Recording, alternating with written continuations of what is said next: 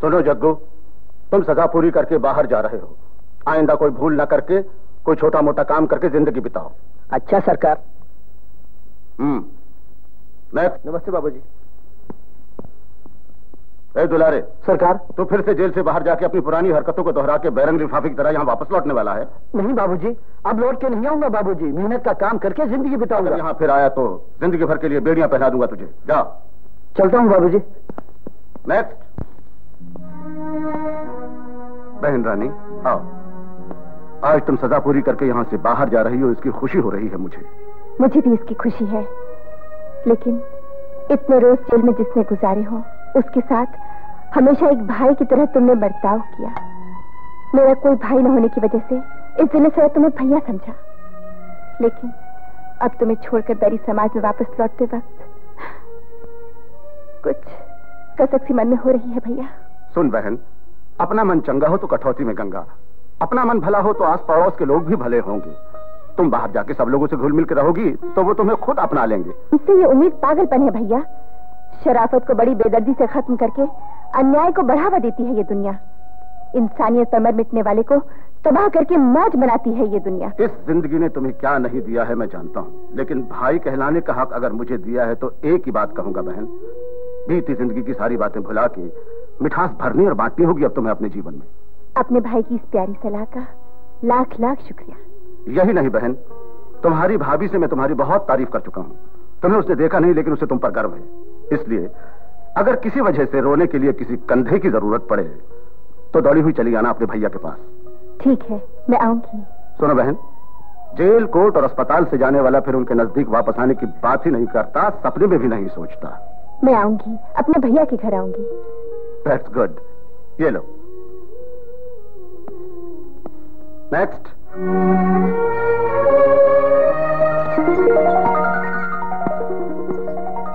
क्यों बिटिया, सजा पूरी करके ससुराल से अपने मैके जा रही हो? सास मोहे भगाए हैं तो भागना ही पड़े है ससुर जी, लेकिन चिंता मत कीजिए, एक दिन लौट आऊंगी। अरे छोड़िए मस्करी, ये कत्ल बतल करना अब बंद करके बढ़िया सा छोकरा ढूंढ के ब्याह करके सुख से जीवन बिता। अरे कोई बढ़िया लड़का मिलता ही कहाँ है इस दुनिया में। मुझे तो बुढ़ा भी मंजूर है। समझ लो कोई नहीं मिला तो तेरे से ही शादी कर लूंगी। जा रही पगली, कैसे बिताएगी ये जिंदगी? Hello hello, Kader Khan, jail से रानी बाहर निकल चुकी है।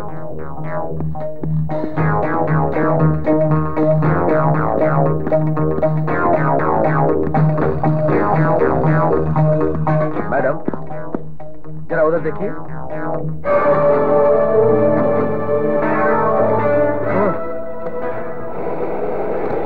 कार में बैठिए।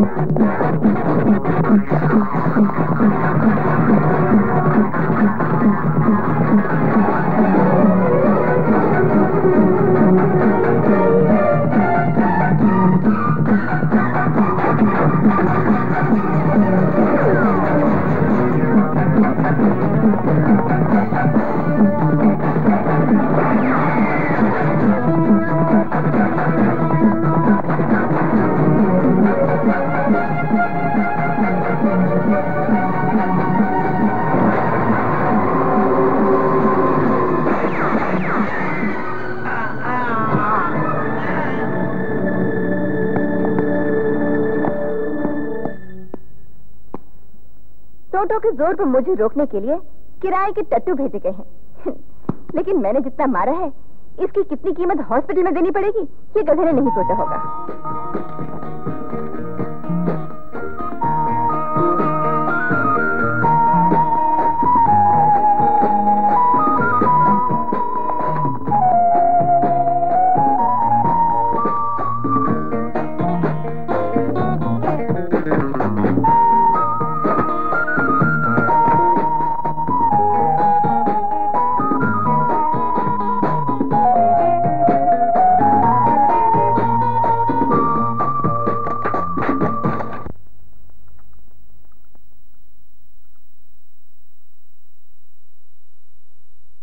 ये लो जी, कॉफी।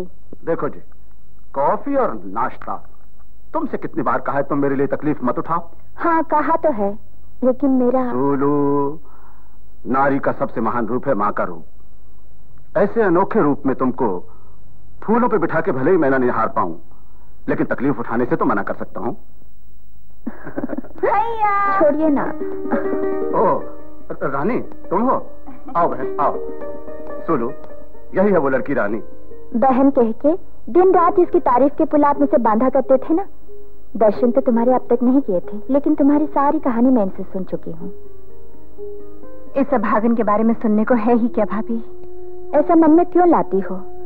बदकिस्मती और पापी मर्दों के कारण जेल की सजा भोगने से कोई अभागा और मुजरिम नहीं हो जाता बहन। ये सुनाया करते थे तुम्हारी कहानी, और माँ की तरह सुन सुनकर मन मेरा तड़पता था। भाभी? हाँ मेरी बहना, जेल की इतनी कड़ी सजा काटने वाली एक दुखियारी की कहानी सुन के औरत होने के नाते दिल तड़प तड़प उठता था मेरा। कोई संबंध न होते हुए बहन कह के मुझे पुकारा गोपाल भैया ने। इनसे भी बढ़ के प्यार तुम दे रही हो।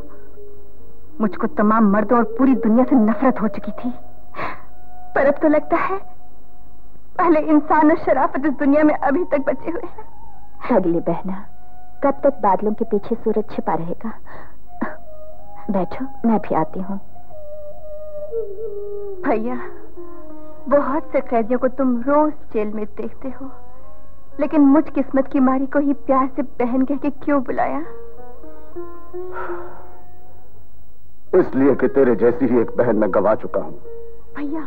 हाँ बहना, इस बड़ी दुनिया में एक छोटी सी प्राण प्यारी बहन भाग्य से मुझे मिली थी। बड़ा प्यार हम दोनों में था, पर वो नीली छतरी वाला इस प्यार को बर्दाश्त नहीं कर सका। एक दीपावली को एक्सीडेंट में किस्मत ने उसे मुझसे छीन लिया। जिस रोज तुम जेल में आई तो मुझे उसी दिन उसकी याद आई, और मैंने समझा कि लौट आई मेरी बहन मेरे पास। इसीलिए बेसाख्ता मैं तुम्हें बहन पुकार उठा, भैया कह के तुम पुकार उठी।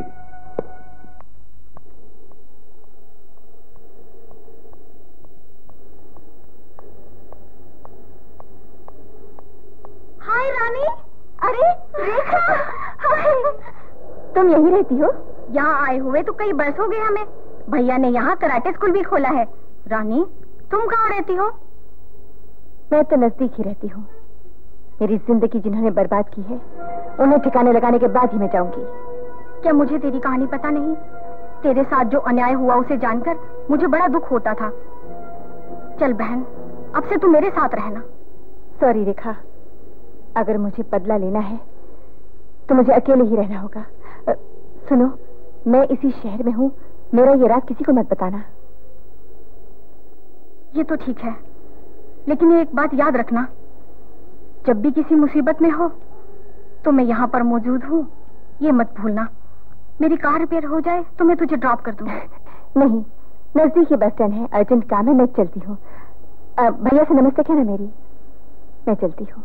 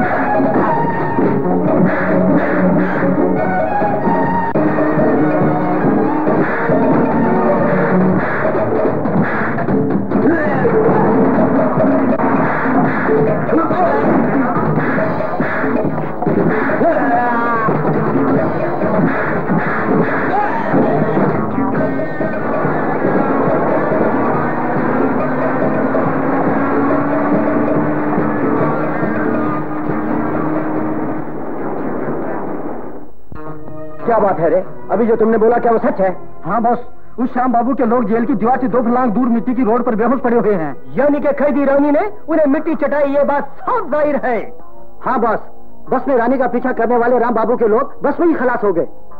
2 मुक्के और खाने पर तो शायद वो सीधे परलोक में अपनी मरहम पट्टी करवाते फिरते। अरे ओ वीर चंद्र, बंद कर अपना ये भाषण। उनका मतलब है जेल की सजा भुगत कर आने वाली रानी को मारने की श्याम बाबू राम बाबू की सब कोशिशें खाक में मिल गई। उनकी बात अब आप छोड़ दीजिए। महाराजपूत वंश के शेर इस वीर चंद्र को हुक्म दीजिए, जोश में एक बार तलवार म्यान से बाहर आ गई तो फिर खामोश है। ठीक है। अरे ओ वीर चंद्र, इस तलवार की बात न कर, नहीं तो मैं तेरी मूंछ मुंडवा दूंगा।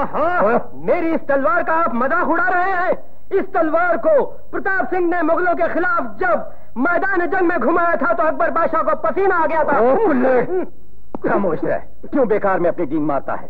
सुनो मेरी बात, फन फैलाए इस नागन को कैसे मारना है ये रणधीर खूब जानता है। ए जानी, सुबह रानी वाला कहाँ रहती है, क्या करती है, ये मालूम करो। सुबह पता नहीं क्या करती है, लेकिन हर शाम को ब्लू मून क्लब में डांस प्रोग्राम देती है बॉस। तुम क्लब में डांस प्रोग्राम में भले मानुस के रूप में जाके बैठो, मौका देखकर रानी बाला को अपनी पिस्तौल का निशाना बना दो।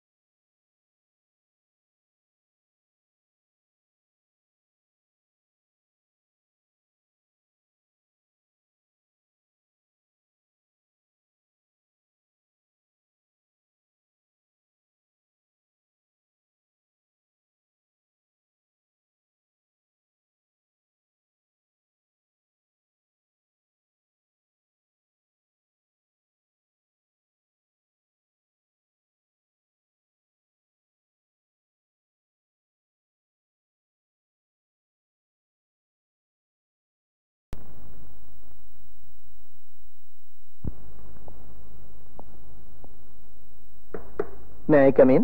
Yes. हेलो। हेलो। मेरा नाम राजेश खन्ना है।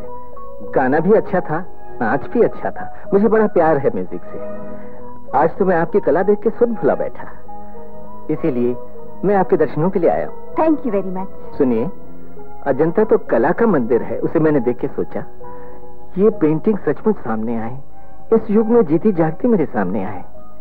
आज वैसा ही हो गया। यानी सदियों पुरानी पेंटिंग से मेरा मुकाबला? No no no no no no, आपने गलत समझा मेरी बात को। इफ यू डोंट माइंड, अपना एड्रेस दे सकती हैं? घोंसले से उड़ने वाले पंछी का और कटी हुई पतंग का पता पूछना कौन सी अक्लमंदी है?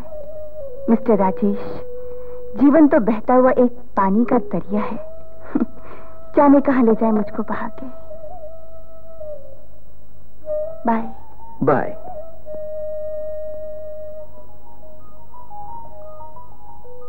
जिंदगी बहा के कहीं भी ले जाए तुमको, मैं ढूंढ ही लूंगा। आज से तुम हमेशा मेरे दिल में रहोगी। अरे गधो, जोश में आके अपने आप को शेर बोलते हो, मगर खाने पीने के सिवा तुम्हारा क्या काम है?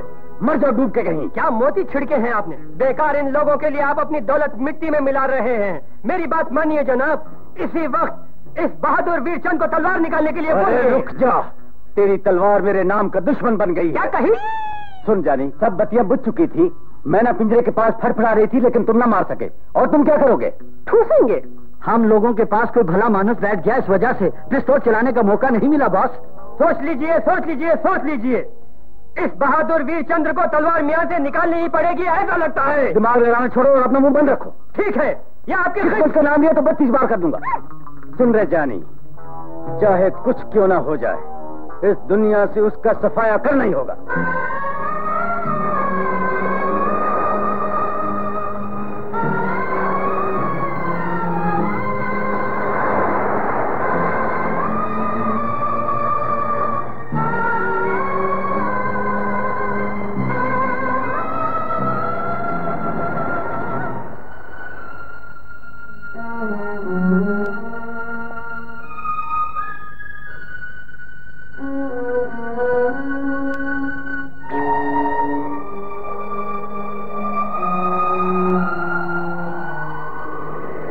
क्या बात है? इस समुद्र को एकटक देखते हुए आंसू बहा रही हो, क्या हुआ? कुछ बातों का जवाब सिर्फ मन में ही होता है, उन्हें मुंह से नहीं बता सकते।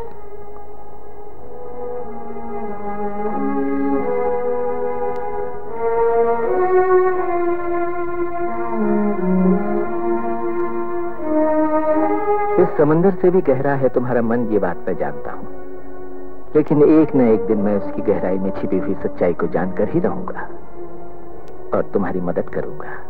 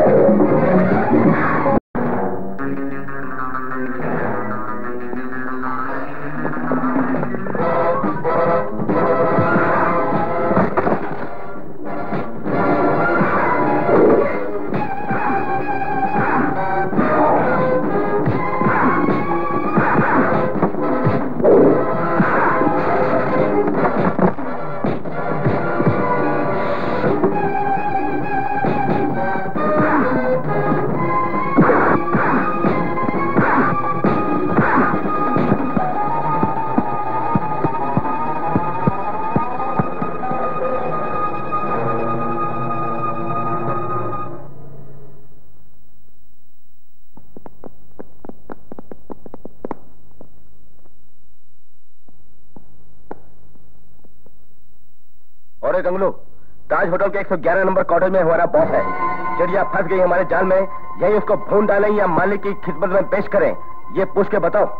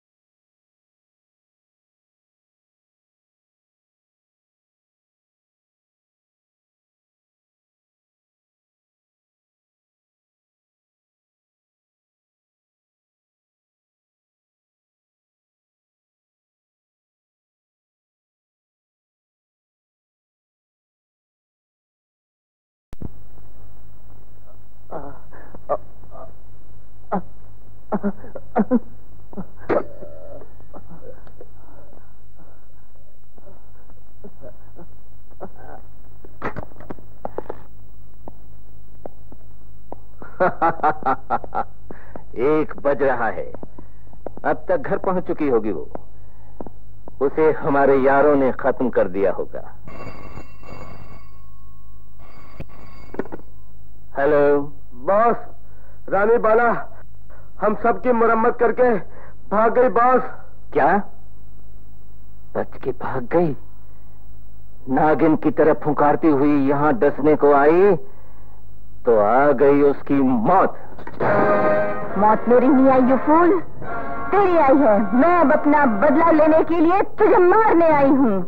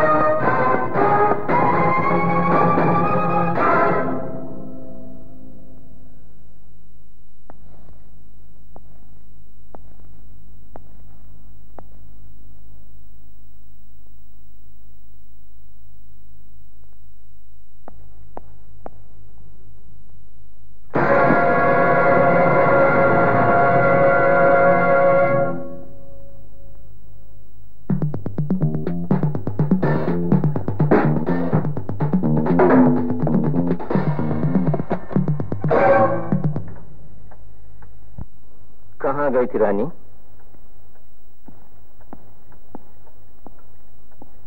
पता होते हुए पूछ रहे हो? यानी जिसका मुझे शक था वो सच बात है। कल तुम जिसे धमकी दे रही थी मारने गई थी उसी को? जरूर, जिन्होंने मेरी जिंदगी बर्बाद की उनमें से एक को मारने के वास्ते गई थी, लेकिन किसी ने मुझसे पहले उसको खत्म कर दिया। उफ, मेरे हाथों मरना उसकी किस्मत में नहीं था। वो कौन है?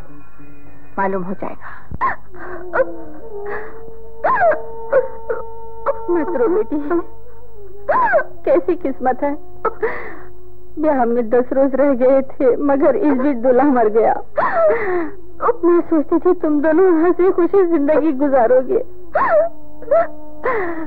माँ, इतने भले आदमी को, दुश्मनों से भी प्रेम करने वाले आदमी को, ऐसे इंसान को मारने की किसी को जरूरत क्यों पड़ी? किस पापी ने उन्हें जान से मारा? बोलो माँ, बोलो। लता, बहन लता, मत रो बहन। रोने से क्या फायदा बहन, मत रो। हाँ बेटी। रानी, कल रात मेरी ममता भरी बहन की जिंदगी की बगिया विधाता ने बिना सोचे समझे उजाड़कर उसकी सारी खुशियां छीन ली। वो सच्चे मन से जिससे प्रेम करके ब्याह करने वाली थी उस शाम को किसी ने मार डाला। मेरी मासूम बहन का रोना पीटना देखकर मेरा मन फड़फड़ा रहा है, इसीलिए अपना दर्द बांटने यहां आया हूं। राजेश, पहले इस टेप को जरा सुनो, उसके बाद लता के भविष्य के लिए भला हुआ है या बुरा हुआ है तुम ही फैसला कर लो। अरे श्याम, उस राजेश खन्ना की बहन लता को अपनी मुट्ठी में कर लिया। Really are great. सुन लिया राजेश, औरतों के जीवन से खिलवाड़ करके उनकी जिंदगी बर्बाद करके बुर्दा फरोशों के हाथ उन्हें भेड़ बकरियों की तरह बेचने वालों की सारी बातें सुन चुके ना? अब करो फैसला। श्याम को किसी ने भी मारा हो लेकिन लता का जीवन बच गया, ये बात मैं लता और माँ को बताऊंगा और समझाऊंगा कितने बड़े खतरे से बच गए हम लोग। राम बाबू, कुछ रोज हुए सुखदेव मारा गया, हत्यारन के रूप में जेल जाने वाली वो राक्षसी ने बाहर आते ही शाम का काम तमाम कर दिया। उसकी लिस्ट में अब बचे हैं तुम और मैं। अजी घबराइए मत, आपके बहादुर आजम इस वीर चंद्र ने अपनी तलवार यहाँ से निकाली तो अपना हाथ काट लेगा तो क्या कही? राम बाबू, ऐसी परिस्थिति में अपने प्राणों को बचाना हमारा पहला फर्ज है।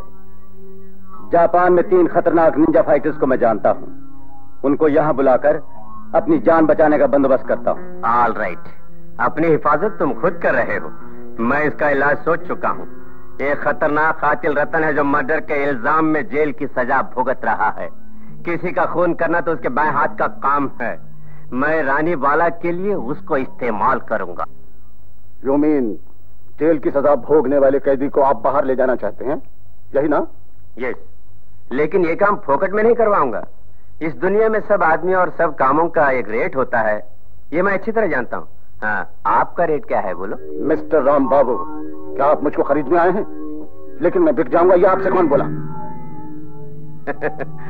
हमेशा जो चीज मैं चाहता हूँ खरीद लेता हूँ, ये मेरा उसूल है।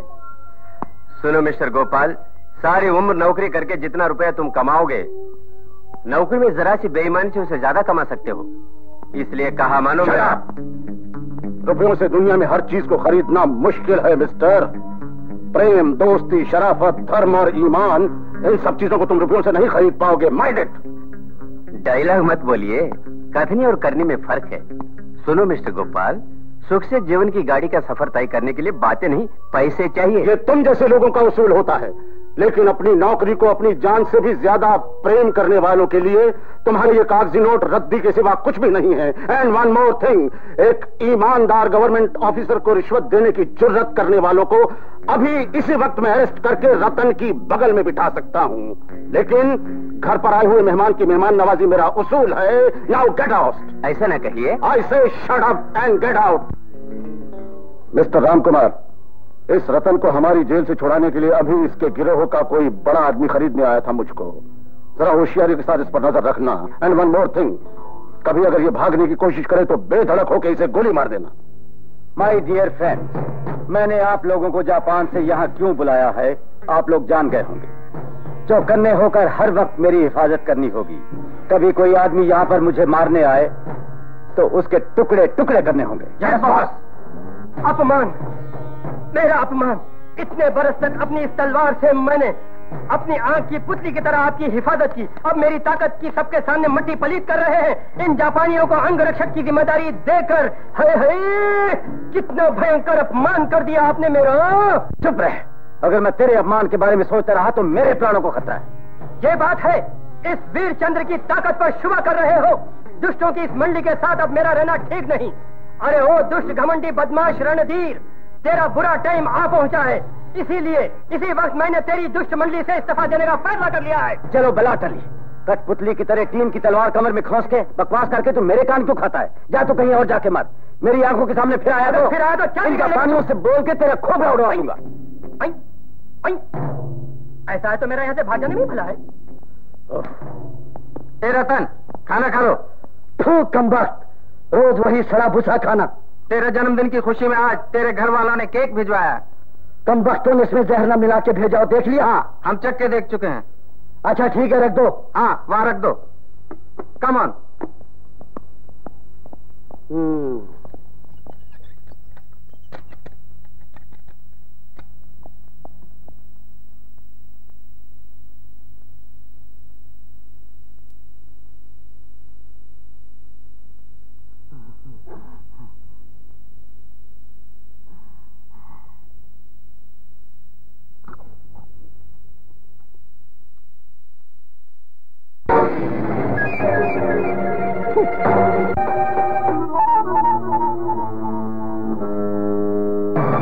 रतन, आज रात तुम्हें जेल से भाग निकलने का हमने इंतजाम किया है।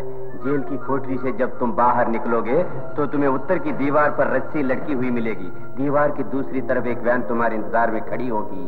बाहर आकर एक औरत को खत्म करना है, जिसके लिए 5 लाख रुपया मिलेगा। इतने दिन तक कर्म के कवच कुंडल के माफिक मेरे शरीर पर लिपटे हुए ये कपड़े और गहने, आज इस ड्रामा कंपनी को चने के भाव बेचना पड़ रहा है। क्या कही? आप ऐसे दुखी क्यों हो रहे हो? इस नौकरी के साथ दलीदर कपड़े भी बिक जाने से हमारा कल्याण होगा। गली में इनको फेंकने से अच्छा है नाटक कंपनी वालों को बेच दे। ये लो भाई, पूरे 300। इधर लाओ। ए भाई, ये तलवार भी दिलवा दो। हाँ दीजिए। तलवार? ये भी दे देता हूँ, दिए देता हूँ। जैसे राजा हरिश्चंद्र ने उस दिन अपनी बीवी बच्चों को बेचा था, आज ये महाराज वीरचंद्र अपने दादा परदादा की बीवी पवित्र तलवार को बेच रहा है। क्या कहेंगे? अजी आराम से बाद में रोना, पहले तलवार दीजिए। बेटा जयचंद्र जी, इस तलवार के साथ अपनी तलवार भी ले जाके दे दे उस आदमी को। देखो श्रीमान, अब से इस भान भाषा के बदले मामूली भाषा में बात करना। ऐसा करना पड़ेगा? हाँ पड़ेगा। देखो, इन तमाम चीजों के संग हमारी मूछ भी ले लो भाई। इन मूछन को तुम असली मत समझना, नकली है ये, असली तो बाद में उगाई जाएगी। अब लगा था तुम हमें सचमुच अरे और क्या, बचाओ। अरे मेरे पेट में दर्द हो रहा है। अरे कोई है? अरे उसने जरूर वो सारा केक निकल लिया होगा, तभी तो पेट में दर्द हो रहा है। मैं देख के आता हूँ। अच्छा जाओ। अरे अरे मरिया, अरे कोई है? अरे मेरी मदद करो। अरे मेरा पेट, अरे मेरे पेट में दर्द हो रहा है। अरे कोई है? अरे अरे अरे मर गया।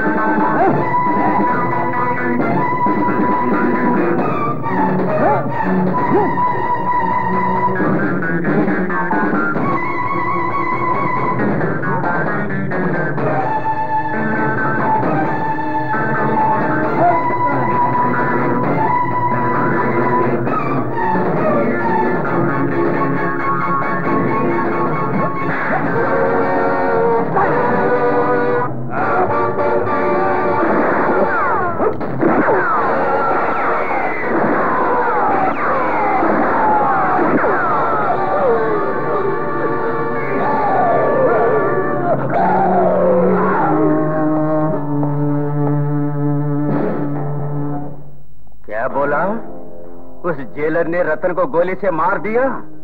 मेरे लिए, मेरी जिंदगी की हिफाजत करने के लिए बाहर आने वाले, रतन को खत्म करने वाले उस गोपाल जेलर को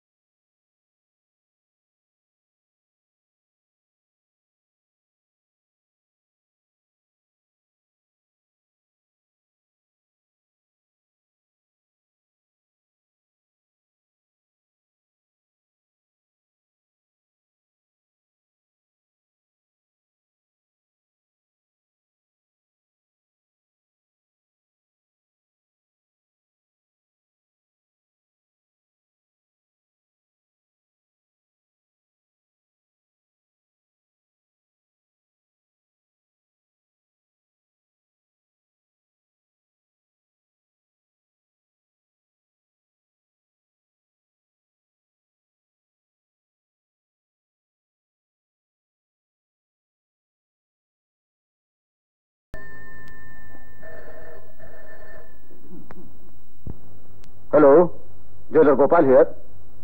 व्हाट? माय गॉड, मैं अभी पहुंचता हूं। बहन रानी, इधर आओ। क्या है भैया? क्वेरी में काम करने वाले कैदियों ने बगावत शुरू कर दी है। मुझे अर्जेंट पहुंचना है। तुम आए हुए मेहमानों को खाना खिला देना। अच्छा भैया।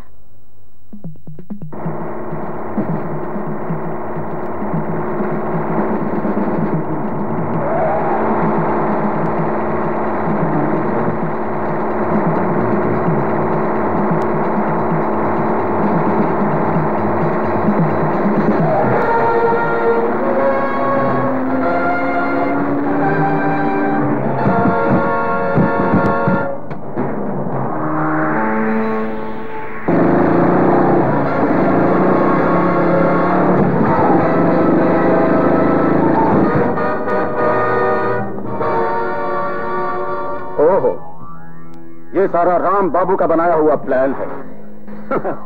मैं अगर चाहूं तो 2 मिनट में तुम सबको जान से मार सकता हूं, लेकिन मारना मेरा धर्म नहीं है, बल्कि तुम सबको गिरफ्तार करके सजा देना मेरा धर्म है।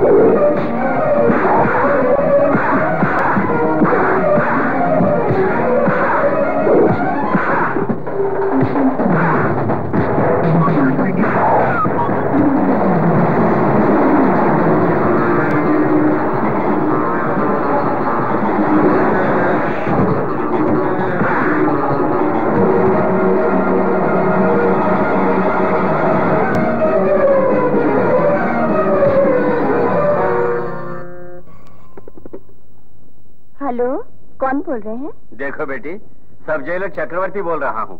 मेरी पत्नी का अचानक तबीयत खराब हो गई है। श्रीमती गोपाल की गोद भराई के लिए वो नहीं आ सकेगी। यही बात उनको बताने और माफी मांगने के लिए मैं जेल से फोन कर रहा हूँ। क्या चक्रवर्ती जी, आप जेल से बोल रहे हैं? क्वेरियो में कैदियों ने बगावत कर दी है। अभी ये फोन आया, गोपाल भैया फौरन चले गए। व्हाट? क्वेरी में ऐसी कोई बात नहीं हुई बेटी।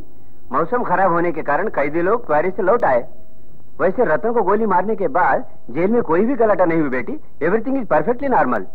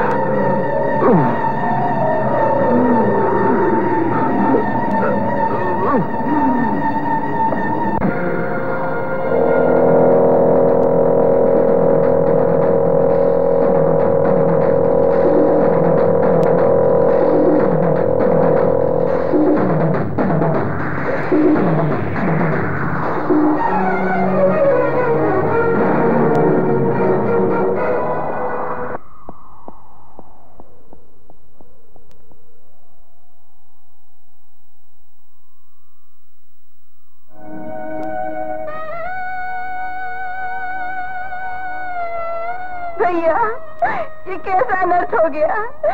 मैंने दुआ मांगी थी कि तुम और भाभी चुक चुक जियो, मगर ये क्या हो गया भैया? भैया। यकीनन गोपाल जी की मौत कितने बड़े सदमे की बात है मैं नहीं बता सकता बेटी। ऐसे आदमी किसी डिपार्टमेंट में अक्सर नहीं होते। We lost a great man and a good friend. उस रोज रतन के भागने पर प्राणों की चिंता न करने वाले गोपाल जी का इस तरह अपनी जान खो देना निहायत गमनाक है। गोपाल जी ने उस रोज रतन को क्यों शूट किया था? क्या बताऊं, उसके भागने का पूरा इंतजाम किसी बाहर वाले ने बहुत खूबसूरती से किया था। दीवार पर रस्सी और बाहर वैन थी भागने के लिए। वो संतरियों को पिस्तौल से मार के भाग जाता। ठीक वक्त पर उसे अगर गोपाल जी न मारते वो सबको मार देता। इन सब बातों से जाहिर है बाहर से जरूर कोई उसकी मदद कर रहा था। उस रोज रतन को बाहर से कोई स्पेशल चीज ला कर दी गई थी। उस रोज उसका बर्थडे है ये कह के बाहर से उसके दोस्तों ने अब्दुल्ला एंड सन्स बेकरी की ओर से केक भिजवाया था। बेटी अब्दुल्ला तुम ही हो ना? जी हाँ, क्या दूं मैडम? तुमसे एक सवाल पूछना है। पिछले हफ्ते जेल में रतन के लिए केक भिजवाने वाला आदमी कौन है? ओह, ये बात है। क्यों बताऊं तुझे? जान प्यारी नहीं तुझे? क्या बक रही है? मैं नहीं बक रही। थोड़ी देर में सच्चाई तो अपने आप उगलेगा।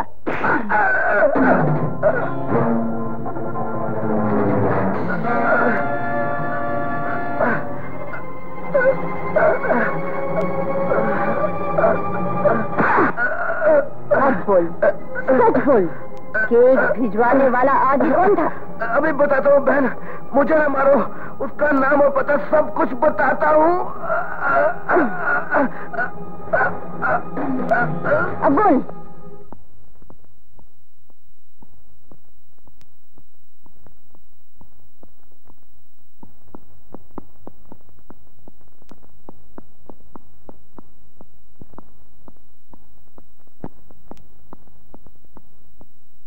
ए राम बाबू,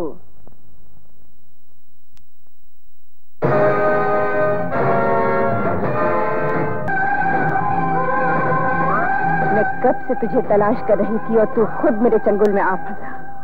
गोपाल भैया जैसे जेलर को मार के एक गर्भिणी और अबला की मांग में धूल झोंकर खा कर दी उसकी जिंदगी तूने। नीच कहीं के, तूने मुझको बर्बाद किया एक दिन। अबे कुटुंब का नाश कर दिया और कितनी मासूम लड़कियों को बेचता रहा अब तक तू। तुझको तो आज मैं खत्म कर दूंगी। तुझे डस के दिल की आग बुझाऊंगी। तू मुझे डसने से पहले मैं तेरा फन कुचल दूंगा।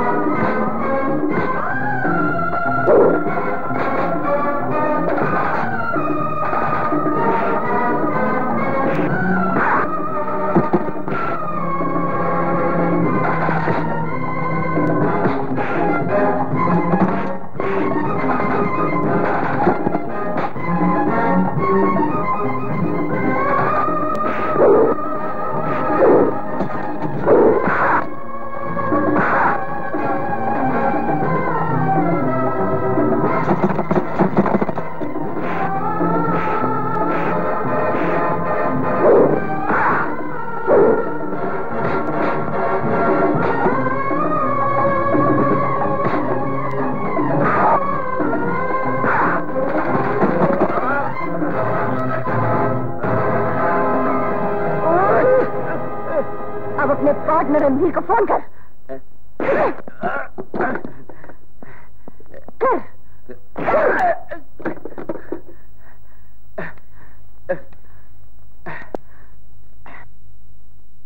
हेलो हेलो रणधीर, मैं राम बाबू बोल रहा हूँ।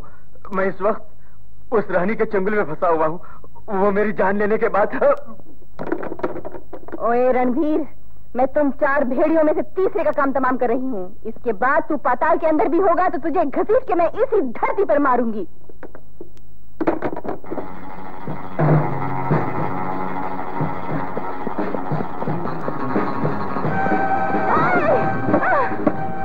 हेलो,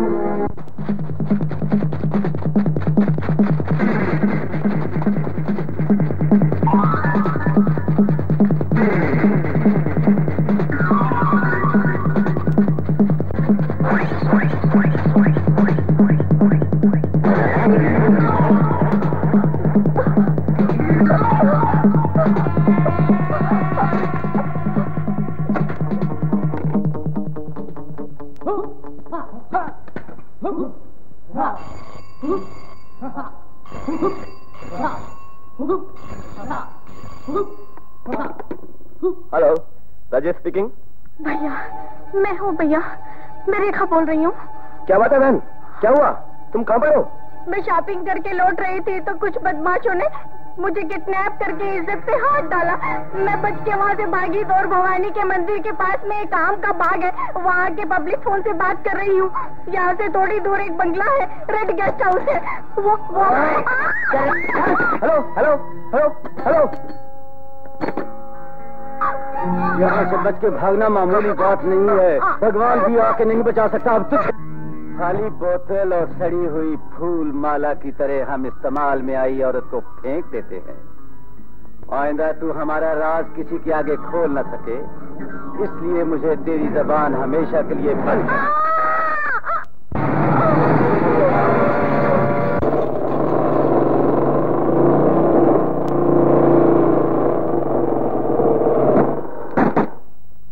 रेखा, रेखा बहन, बहन, रेखा, बोल बहन, बोल बहन, क्या हुआ? रेखा, रेखा, रेखा, रेखा बहन, रेखा,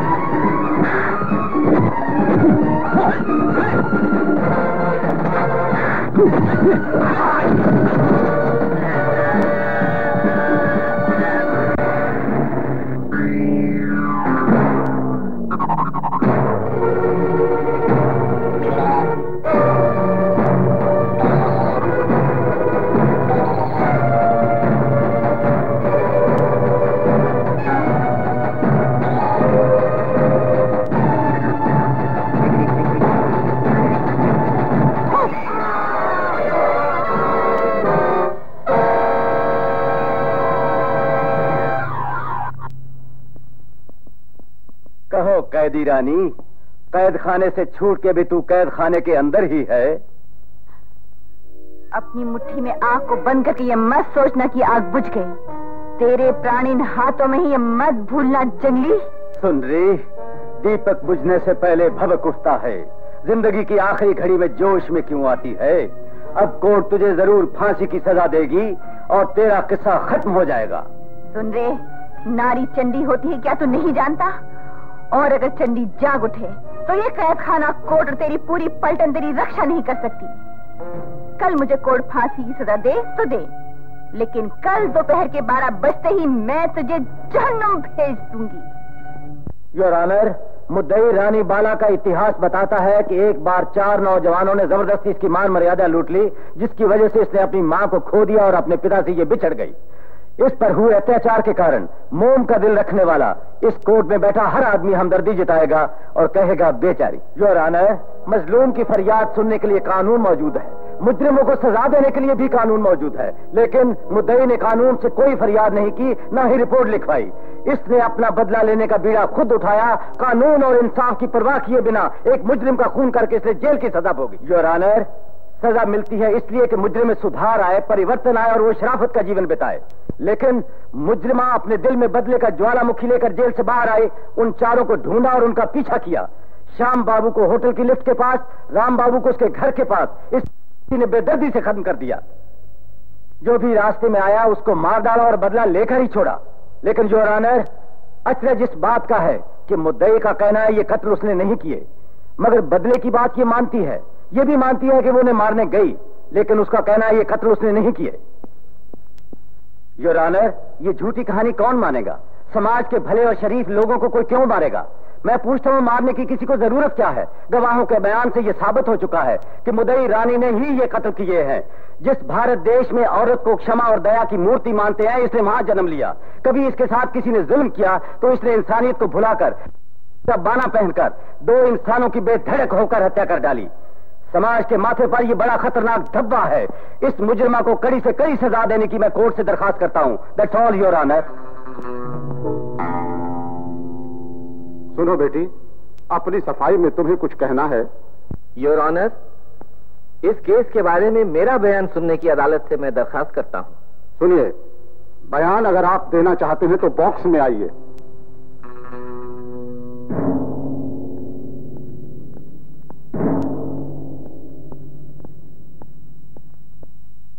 योर ऑनर, राम बाबू श्याम बाबू का कत्ल रानी ने नहीं किया, उन दोनों का कत्ल मैंने किया है। Order, order, order. Yes your honour, Rani से मैं बेहद प्रेम करता हूं। मैं उससे ब्याह करना चाहता था, लेकिन मैं नहीं चाहता था कि दुनिया उसे खूनी कहे। मैंने फैसला किया कि उसके दुश्मनों को मैं मारूं। उन लोगों से मेरा कोई संबंध न होने के कारण मुझ पर कोई शुबा नहीं करेगा, ये सोचकर मैंने उन दोनों का कत्ल कर दिया। लेकिन अब रानी पर कत्ल का इल्जाम लग गया, इसलिए निर्दोष रानी की रक्षा करने के लिए मैं सच्चाई कबूल कर रहा हूं। That's all your honour. इस केस में नया मोड़ पैदा होने की वजह से केस को फिलहाल मुलतवी किया जाता है।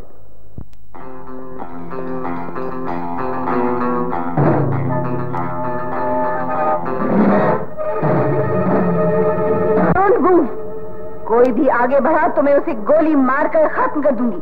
मैं काम से बाहर जा रही हूं।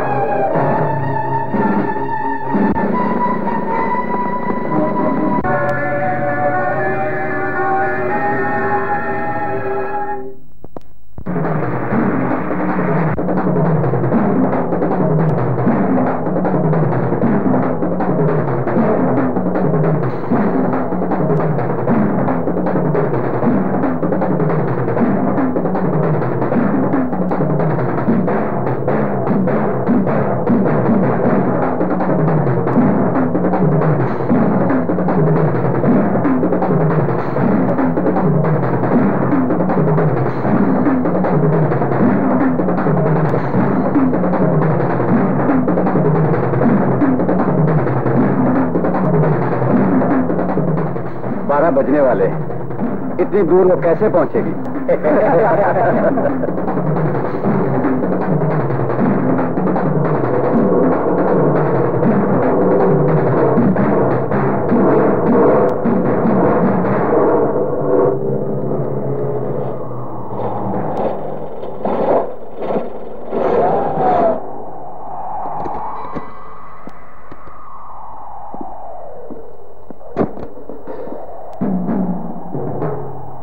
पेट्रोल खत्म हो गया। डिक्की में टिन है, शायद उसमें।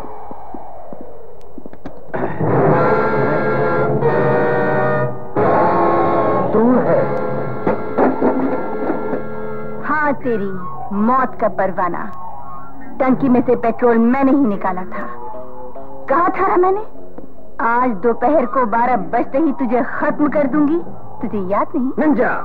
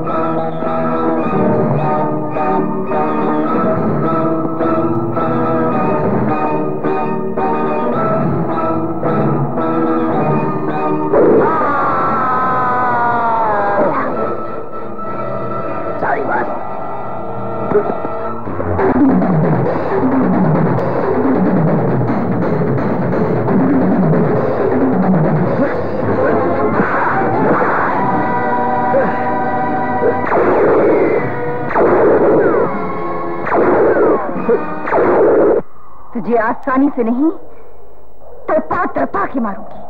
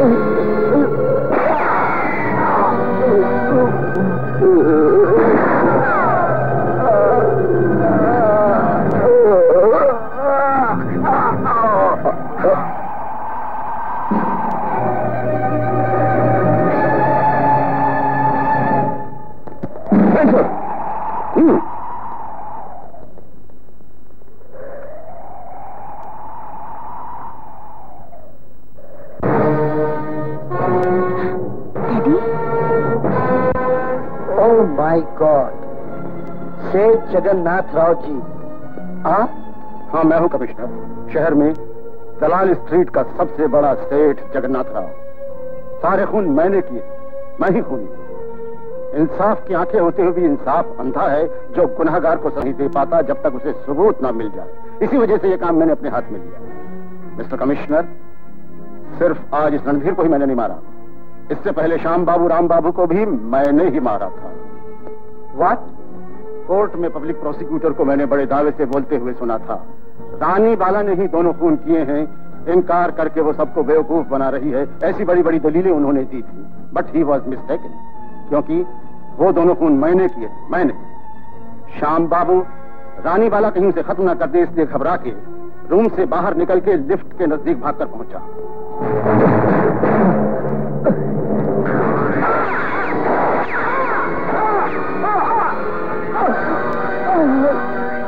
इस तरह श्याम बाबू को खत्म करके रानी के पहुंचने से पहले लिफ्ट लेकर नीचे उतर गया मैं। रह गया वो राम बाबू। उसके कमरे में आने से पहले ही मैं वहां जाकर छुप गया था। उसके आते ही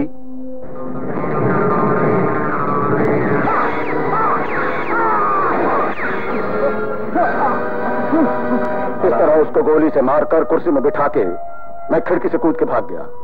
मिस्टर कमिश्नर, जिस पिस्तौल से इस आदमी को मारा है इसी से उन दोनों को भी शूट किया था। सबूत के लिए आप बुलेट्स वेरीफाई करा सकते हैं। सेठ जी, ये तमाम कत्ल आपने क्यों किए? कानून को किस वजह से हाथ में लिया आपने? आखिर कोई कारण तो होगा उनको मारने का। ऐसे बेईमानी कत्ल करने से आपको क्या फायदा? Why have you done all these murders, sir? सुनिए कमिश्नर, उसका कारण भी सुनिए। रानी वाला ने अपनी जो दुख भरी कहानी सुनाई, बड़े नामी घराने और बड़े ओहदे पर उसके डैडी की इज्जत पर दाग न लगे इस वजह से वो चली गई थी। वो अभागा डैडी कोई दूसरा नहीं कमिश्नर, मैं ही हूं। रानी बाला मेरी इकलौती और प्यारी बेटी है।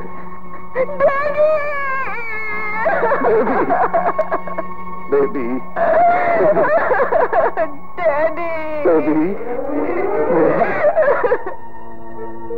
डैडी, आपकी इज्जत तो धब्बा न लग जाए। मैं इसी वजह से आपसे दूर भाग गई थी। उसी धब्बे को आज आपने अपने माथे पर क्यों लगा लिया? बेबी, डैडी, मुझे जो कत्ल करने थे वो कत्ल आपने करके अपने हाथों को क्यों मैला कर लिया? क्यों रंग लिया अपने हाथ खून से? बोलिए डैडी, बोलिए। तुम वो काम न करो, इसलिए तुम हत्यारन बनने से रोकने के लिए ये काम मुझको करना पड़ा। मुझे करना पड़ा, लेकिन शायद इसीलिए भगवान ने मेरा साथ दिया और इस शहर में यहाँ के सट्टा बाजार में मेरी साख जम गई। कोई दौलतमंद चाहे अपनी आत्मा को गिरवी रख दे मगर उसकी आत्मा उसे नहीं छोड़ती। यह अधर्म है। लेकिन पिता होने के नाते बेटी को बचाना मेरा पहला फर्ज है। इस वजह से जुर्म करना गलत है, इस बात को जानते हुए भी मैंने खून किए। दुनिया में सब प्राणियों को अपने बच्चों से प्रेम होता है और बच्चों को बचाने के लिए वो अपनी जान भी दे सकते हैं। अपनी औलाद के लिए भी मैंने यही किया। मिस्टर कमिश्नर, 3 लोगों का कत्ल करने वाले मुजरिम इस जगन्नाथ राव को गिरफ्तार कर लीजिए।